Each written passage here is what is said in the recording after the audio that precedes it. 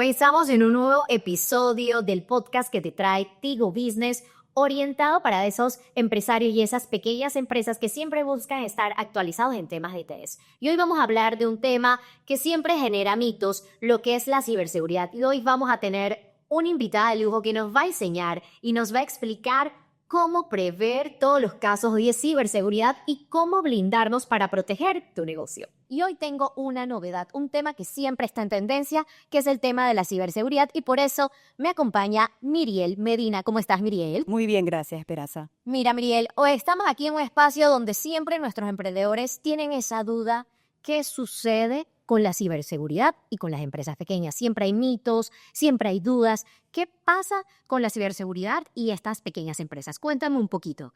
Sí, gracias, Esperanza. Creo que uno de los grandes mitos que existe es que las pequeñas empresas no son afectadas por ataques o no tienen que preocuparse por la ciberseguridad. En realidad está muy lejos de la realidad, porque lo que vemos hoy en día es que los ataques han aumentado en todas las empresas, en todos los espectros y en todos los países. Tampoco acá estamos exentos a ese tipo de ataques. Y es importante que todas las empresas, pequeñas y grandes, se preparen y se protejan ante los ataques y las amenazas de ciberseguridad. Y sabemos que los ciberdelincuentes siempre están buscando objetivos. No solamente es un tema de saber finanzas. Hoy día se buscan muchas bases de datos. Creo que todos hemos sufrido eso en algún momento. Cuéntame, ¿qué pasa con estas pequeñas empresas que no tienen, digamos, que un ecosistema orientado a la ciberseguridad?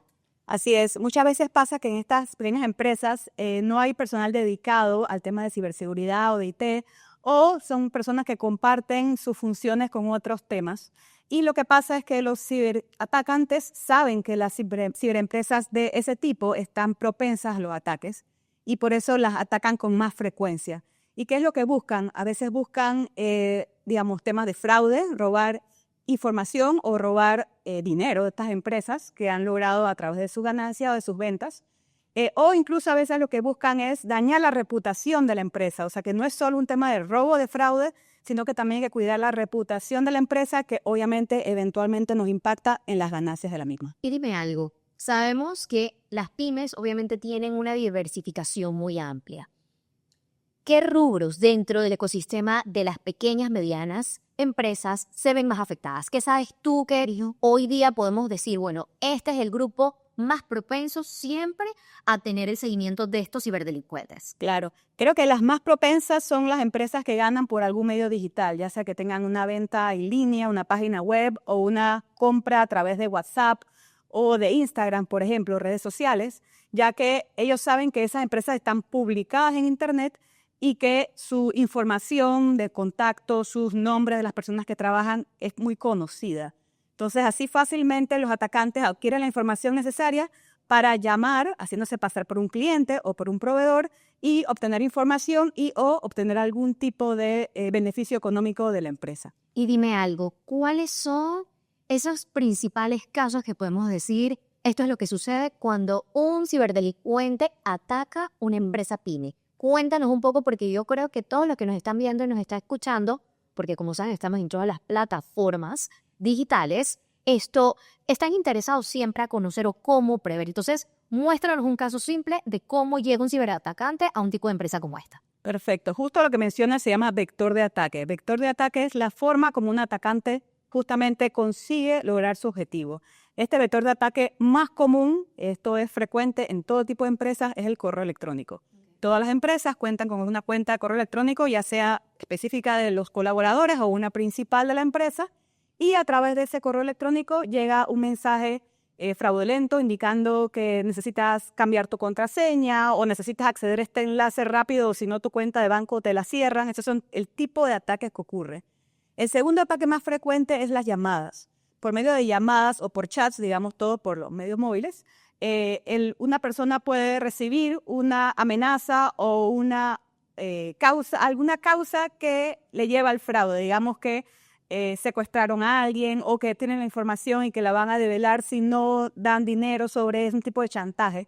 Entonces, estos son los dos vectores de ataques más comunes que vemos en las pymes. Y se hacen pasar, obviamente, como si fueran personas miembros de la empresa. O sea, es como si estos ciberdelincuentes estudien a la empresa y tienen todos los datos, toda la información, el manejo. Y créeme que el usuario final es el que resiente este tipo, ¿no? Y ellos hacen su cometido.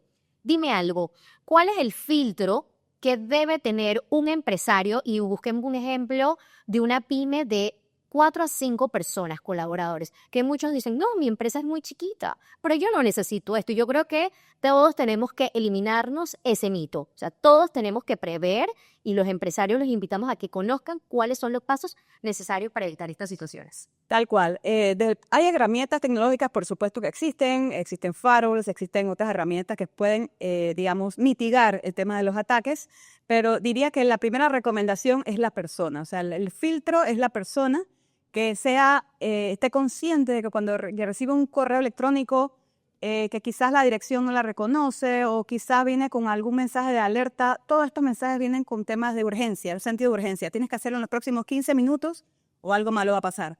Entonces, la mejor forma de prepararse es que todas las personas tengan conciencia de que cualquier tipo de comunicación que les llegue puede ser una forma de fraude, de ataque, y que no deben caer, digamos, fácilmente en esto. Otra de las cosas que ocurre mucho es las llamadas telefónicas, donde dicen que usted ha ganado un premio.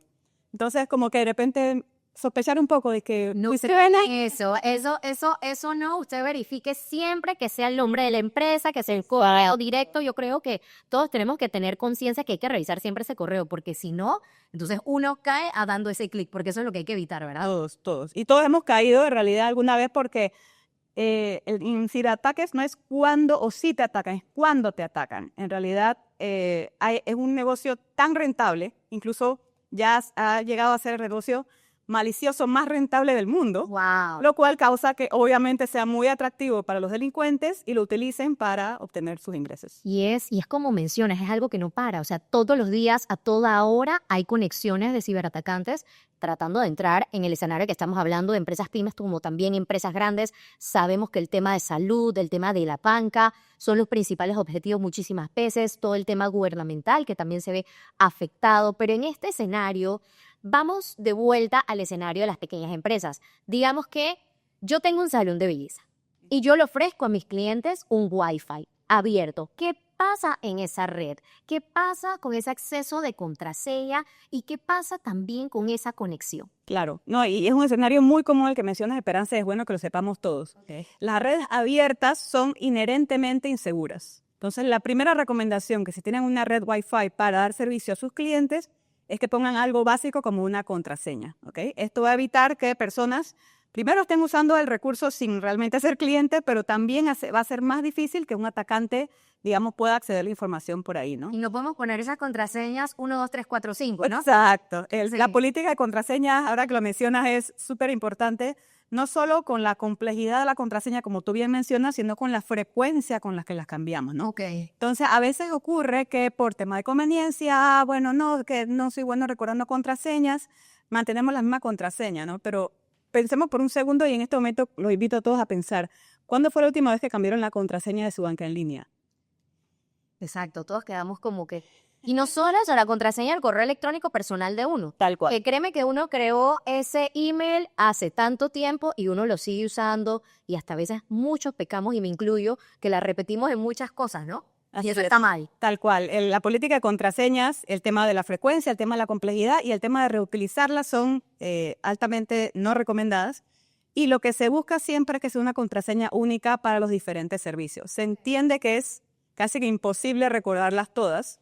Y ahí es donde empiezan a utilizarse lo que son como herramientas de apoyo los gestores de contraseñas. Y dime algo, ¿es necesario o es indispensable, volviendo al escenario, si yo tengo una sala de belleza, si yo tengo mi Wi-Fi para los clientes, tiene que ser separado a la red que utilizo yo para el sistema administrativo, donde yo llevo todo mi proceso de contabilidad, donde yo registro en la nube todos los procesos que llevo yo de contabilidad, de finanzas, de pagos recurrentes, de planilla? Explícame allí cómo podemos hacer para separar esos dos escenarios, porque muchas veces dejamos la misma red para todo como si estuviésemos en la casa. Tal cual. Y en efecto, esa es una recomendación muy importante y es muy sencilla. Prácticamente todos los sistemas de Wi-Fi permiten tener dos redes, SSID, como típicamente se conoce a nivel técnico, que esto permite tener un acceso al público y un acceso privado.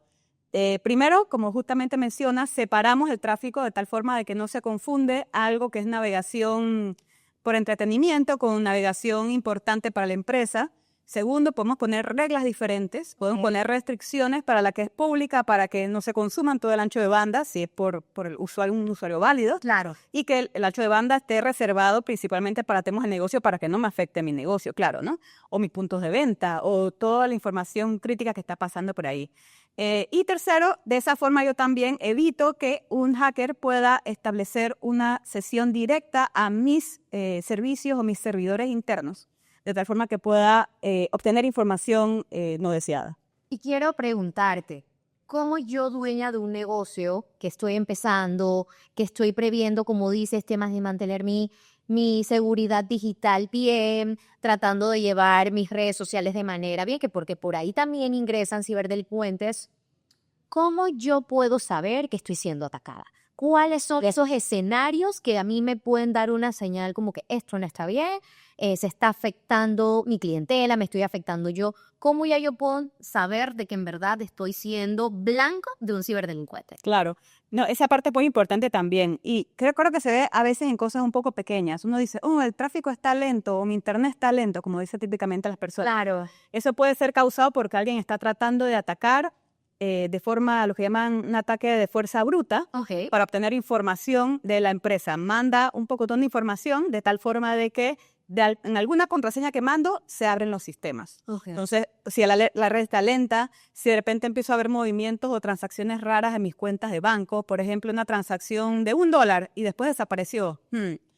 Eso puede ser un intento de alguien para ver si puede entrar a mi cuenta, hacer quizás un depósito temporal y después llamar al banco y decir, me equivoqué, y de ahí obtener información. Entonces, todo lo que es comportamiento extraño, tanto en mis redes, digamos, de datos, Sí. como en mis sistemas, ya puede ser como una pequeña alerta de, déjame verificar qué está pasando y puede ser que hay algo que tenga que controlar. Y ahora que dices red de datos, todo el equipo móvil, ¿qué pasa allí? Porque estamos hablando en un escenario de estar utilizando la tablet, la computadora. ¿Y qué pasa con los dispositivos móviles? ¿Qué sucede con estos aparatos? Sí, y en efecto las pymes utilizan muchísimo los móviles para hacer negocios, así que eso ya se ha vuelto una necesidad para poder trabajar. Y la agilidad, por supuesto. Claro. Entonces, ¿qué es importante?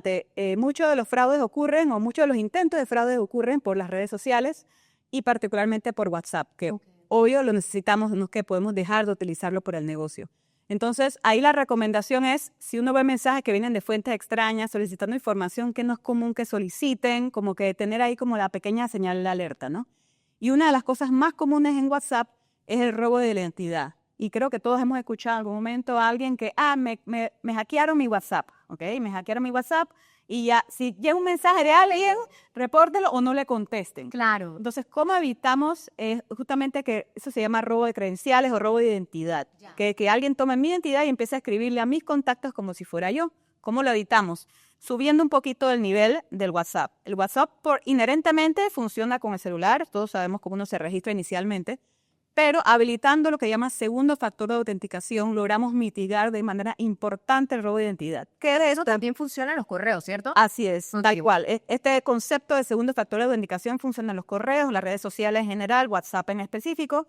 Y es que aparte de una contraseña, la contraseña clásica que uno pone, y cuando quiero iniciar sesión, también pídeme una segunda contraseña o accédeme a través de esta segunda cuenta para verificar que soy yo. Y creo que a nivel personal sucede hoy día que creo que a muchos nos pasa con el celular que te pide validación del rostro. Exacto. Para entrar entonces a utilizar ese correo, ¿no? Ese es justamente un ejemplo del segundo factor de autenticación. Y si el celular lo soporta, excelente, habilítenlo. Si no lo soporta, existen otras formas. Existe un PIN de 4 números, 6 números, o sea, alguna segunda forma para que la cuenta no sea accedida por alguien más y que utilice mi personalidad para escribirle a otras personas. O sea, si esas son formas de no tener, digamos, ese correo o estas plataformas de una manera vulnerable, ¿verdad? Y no en tener como que esos ataques y prever todo este tipo de escenarios.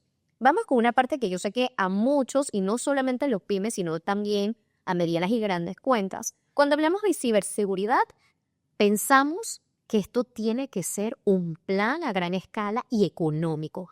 Dime, en el escenario de una pequeña empresa y una mediana empresa, ¿cómo podemos, digamos, evitar este mito? Claro. Para que todos nuestros oyentes y los que nos están viendo, estos sepan que esto tiene diferentes tipos de escenarios. Exacto, sí. Ahí lo importante saber es, primero, no asustarse, saber que hay soluciones de ciberseguridad para todos los presupuestos. Y la idea es que justamente con tener esa conciencia de que es importante invertir en la ciberseguridad, ya sea en la compra de alguna solución o en la investigación de la información que hay en línea sobre diferentes tipos de ataques o diferentes tipos de herramientas de protección. Entonces, estas son soluciones que escalan a diferentes necesidades de negocio que pueden existir, claro, y siempre en búsqueda de justamente proteger a las personas, porque nuevamente los ciberatacantes están a la orden del día para conseguir la información, para hacer fraude y para recaudar dinero de estas empresas que lamentablemente que por temas de presupuesto quizás no han podido poner la atención previamente al tema de ciberseguridad. Y dime algo, Miguel, muchas personas dicen, bueno, escuché este podcast y me están diciendo que debo tener esquemas de ciberseguridad. ¿Por dónde empezamos? ¿Por dónde, si yo no tengo ese esquema activo, qué es lo primero que debo hacer para que mi negocio esté cubierto? Sabemos que muchas personas empiezan a desarrollar su negocio, empiezan de maneras muy sencillas, pero ya a medida que van evolucionando, también tienen que evolucionar en este tipo de escenario. Entonces, ¿qué es lo primero que tengo que prever? Claro, yo diría que primero el informarse, como siempre, si uno está informado, tiene mayores herramientas para superar cualquier necesidad, ¿no? Informarse, y para eso hay mucha información. Nosotros acá en nuestro website tenemos información, también hay muchos websites en internet que ofrecen información general sobre recomendaciones de ciberseguridad, ¿no? Por otro lado, pensar en por qué forma me pueden atacar. Básicamente es cualquier conexión de internet que tenga, sea el móvil, en el caso de que ya hemos hablado, mi chat, mi WhatsApp, y ya cuando encuentro por qué forma me pueden atacar, asegurarme de prever o tener alguna solución pensada para esa forma. Ya hablamos de segundo factor de autenticación en los celulares, ¿no? En mi negocio, en mi oficina, ¿cómo me pueden atacar? A través de la conexión a internet. Tener un firewall. Justamente el firewall es la solución de seguridad más básica que se requiere. Y nosotros podemos ser propiamente un firewall, ¿verdad? O sea, el esquema humano, el esquema de los colaboradores o calculatarios, el principal que debe prever este tipo de situaciones, ¿no? Tal cual. Complementamos las herramientas tecnológicas con el conocimiento y con las actividades o los procesos de las personas que ayudan a justamente mitigar el tema de los ataques. Dime algo, ahora que hablamos de ese escenario entre los procesos obviamente estructurados y todo el esquema pues del personal o propietario. ¿Qué sucede con la inteligencia artificial y la ciberseguridad? Sabemos que la inteligencia artificial es tendencia. Estamos para utilizarlo en pro de cosas positivas, para desarrollar o para agilizar muchos temas. Pero ¿cómo se mezcla la ciberseguridad con este esquema de la inteligencia artificial? Claro, es importante saberlo. Así como lo usamos para cosas buenas, también los delincuentes lo utilizan para cosas malas. Exacto. Entonces ellos están utilizando la inteligencia artificial para poder atacar más eficientemente a sus objetivos de ataque. Y con eso lo importante para nosotros es, nuevamente, entenderla, saber que existe en el mercado y buscar herramientas que nos ayuden a mitigar y a sobrellevar esos ataques que se basan en inteligencia artificial. Así que es un juego complejo que tenemos que tener, pero todos tenemos que estar involucrados y tener la conciencia de que nuestro impacto en el día a día nos va a ayudar o va a hacer más fácil a los delincuentes utilizando la inteligencia artificial a atacarnos. O sea, que no hay que temerle a la inteligencia artificial, pero como todo, cuando empezamos a desarrollar o a comprender este nuevo tipo de tecnologías, hay que siempre mantenerle, digamos, que un tipo de respeto en lo que vamos a utilizar y cómo lo vamos a implementar también en nuestras funciones. Tal cual, que no es lo mismo que le digas, no sé, vamos a utilizar el ejemplo de una herramienta que te arme un esquema de la lista del supermercado, a que tú le ofrezcas a este tipo de plataformas una información privada de la empresa. Así es. Y creo que una de las cosas que a veces nos pasa es en el día a día con, digamos, toda la necesidad que tenemos de avanzar en nuestra empresa, de cumplir los objetivos, de lograr esos resultados, empezamos a buscar qué herramientas nos pueden ayudar para esto. Y existen muchas herramientas en el mercado y muchas herramientas gratuitas. Sí. Pero solo porque sea gratuita, yo diría que hay que tener más cuidado de cómo es utilizada, ¿no? La información privada de la empresa que puede ser usada para alguien que nos quiera atacar o alguien que nos quiera hacer daño, es importante que esté protegida, ¿no? Entonces, buscar esas herramientas desde inteligencia artificial, sí, como ya se están adoptando por muchas personas en muchos negocios, pero siempre tener anuencia y esta herramienta, esta información que yo pongo aquí, ¿sale pública o se queda guardada en mi entorno o en mi ambiente privado? Entonces, digamos, nuevamente volvemos al tema de la conciencia, de tener como no usar las cosas en automático, sino que saber, bueno, voy a investigar un poquito más para ver qué ha dicho el mercado sobre esta herramienta, si es positiva, si es negativa, si hay alguna precaución en el uso de ella, ya que la información, la data, al final es uno de los recursos más importantes de la empresa. Y qué bueno escucharte utilizar la palabra precaución. Yo siempre he pensado de que en este tipo de escenarios o cuando eres propietario de un negocio, tienes que prever un paso adelante en lo que te puede suceder en diferentes tipos de escenarios, no solamente en un esquema de ciberseguridad, sino también en el día a día de tu negocio. Pero dime algo, sabemos que tenemos este tipo de servicios o que pueden prever el tema de los ciberatacantes, pero los backups, todo dueño de empresa, todo equipo de trabajo debe saber que debe haber un backup. ¿Qué sucede con este contenido y ese material que nosotros decimos, se quedó en la nube? Pero pensamos que la nube está lejos, como dice su nombre, por la nube. Pero, ¿qué sucede? Claro, no, es importante también conversar sobre eso. Sí. ¿Qué ocurre? Uno de los ataques más comunes que está ocurriendo hoy en día es lo que llaman el ransomware. Ok. El ransomware justamente cuando te ataca, busca congelar toda tu información de tal forma que tú no puedas accederla hasta que pagues, digamos, una recompensa. Por eso se llama ransomware. Estamos literalmente cogiendo la información y la estamos teniendo estamos teniendo cautiva hasta que la persona pague. Entonces, aquí es donde se hace más importante tener respaldos, backup de la información fiables. Y no es un solo lugar. En realidad, la política de respaldos o la recomendación de los respaldos típicamente es que tendremos respaldos de información crítica de la empresa por lo menos en 3 lugares. ¿Por qué? Porque sabemos que si por un tema de un daño de un equipo, por un tema de un ataque, por un ransomware, se daña o ya no es accesible la información en el primer lugar o en el lugar original, tengo otras 2 respaldos de información que puedo acceder. ¿Y dónde la puedo respaldar? La puedo respaldar, puede ser en una unidad móvil de data, puede ser en un servicio de nube que ya yo he verificado que sea privado y que solamente yo le pueda acceder como empresario, claro.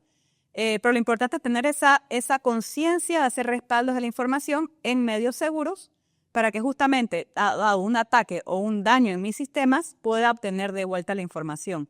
Si me falta la información, por ejemplo, de la planilla de la empresa. Es súper importante y siempre ahí roban la autenticidad de las personas. O sea, claro. El tema de que pueden ir el día mañana, Miriel, y no eres tú. Sí, así es. Y puedo no poder pagarle a mis empleados de mi empresa porque me robaron la información de la planilla y mañana es el día de pago y ahora ¿cómo voy a hacer el pago si no tengo la información de la planilla? Entonces, justamente esa información, un ejemplo, una información muy crítica para la empresa, súper valiosa, que debe estar respaldada en 2 o 3 lugares para que justamente tengamos esa seguridad de que ante un ataque, ante un problema, porque, digamos, todos los sistemas pueden tener algún problema en algún momento, esa información yo la puedo acceder y también acceder de forma rápida, porque ocurre que respaldamos la información, pero está escondida en una unidad USB que está en mi casa, ahora tengo que buscar, ir en carro a buscarla. O sea, no es lo mismo a accederla en el momento y ya tengo la información y puedo seguir con mi actividad de trabajo. Miriel, y antes de despedirnos, déjanos un mensaje que nos genere conciencia